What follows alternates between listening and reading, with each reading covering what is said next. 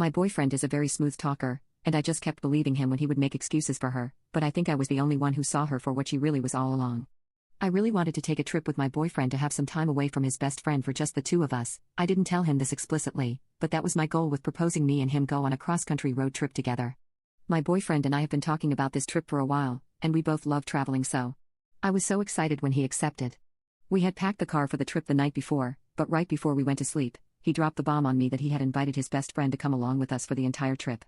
I felt so defeated and utterly annoyed in that moment, yet I really didn't want to start a fight with him right before we were going to be crammed in a car for 2 weeks straight, so I decided to just let it slide. I even tried to convince myself that maybe she would have a change of heart during this trip, and we could finally establish some sort of respect between us or maybe even a friendship. I want to burst out laughing when I think about how stupid I was even to agree to go on the trip after my boyfriend told me he invited her. The next 2 weeks turned out to be a bigger dumpster fire than I could have ever pictured.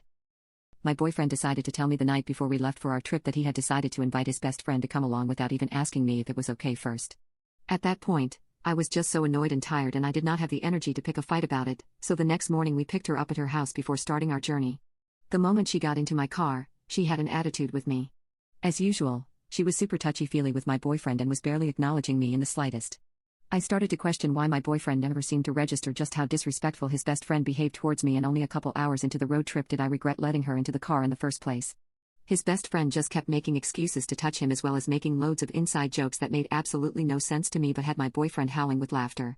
I started to feel like a third wheel within my own relationship. My boyfriend seemed to be more happy and entertained with her than he ever was with me. The longer we drove, the more tense I felt and the more I regretted not speaking up about her presence on the trip before we left. I felt my blood pressure rise with every state that we drove through. It just felt like his best friend was doing everything she could to press my buttons.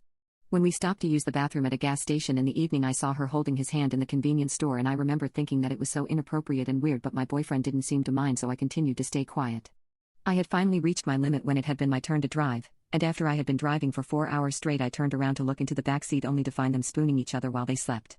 I felt a huge wave of rage and nausea come on as I saw my boyfriend holding her in front of him like he usually does to me.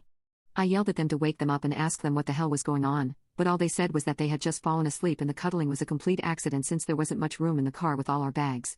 His best friend did not sound apologetic at all and even had the nerve to let out a little giggle during this confrontation.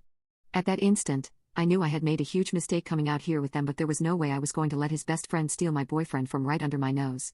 So I decided to drink a bunch of energy drinks so I could stay up and keep an eye on them. I really pushed my body to the limit, and when I crashed hard.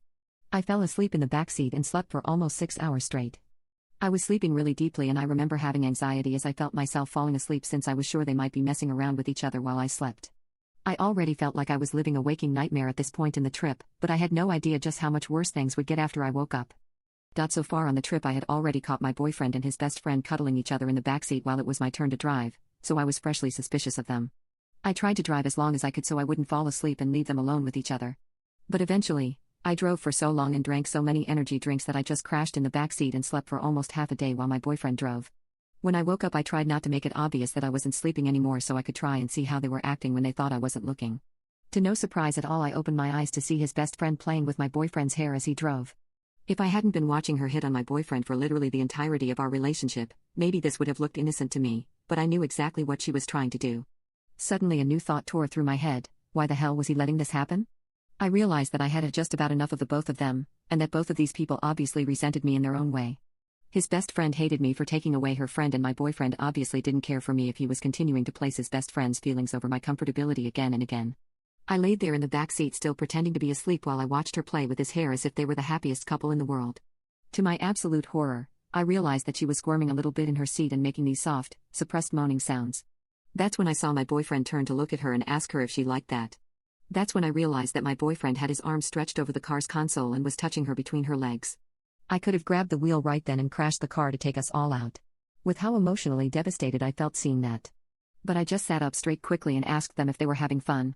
His beach best friend just started laughing and my boyfriend looked startled and started stuttering out excuses. As I mentioned in my first post, we had taken my car for the road trip since the entire trip had been my idea. I yelled at my boyfriend to pull the car over right now and for both of them to get the hell out. He kept trying to tell me to calm down while his best friend called me crazy and said not to get mad, that he wanted her more than he wanted me. I just ignored both of them, and as soon as the car pulled over, I started hurling all of their bags out on the side of the road. This is when they both started to actually freak out and started to beg me not to leave them there in the middle of nowhere. We really were in the middle of nowhere, too. We had driven halfway through Montana, and I had woken up when we were in the middle of a long stretch of rural road with no signposts or buildings in sight. I ignored their pleading and I threw out every last thing that they had in my car onto the side of the road, no matter what they said or how hard they cried. When they realized that I was 100% serious, they started screaming at me, saying that their phones were both going to die soon and that I couldn't just abandon them there. I told them that I was sure they could get through anything if they had each other, since their bond was so strong, and I sped off, leaving them on the other side of the country. Honestly, I know that it was an extreme reaction, but I don't give a damn. I should have cut my bum boyfriend and his best friend out of my life ages ago, but at least I got to watch that smug smile slide off of his best friend's face before I drove away.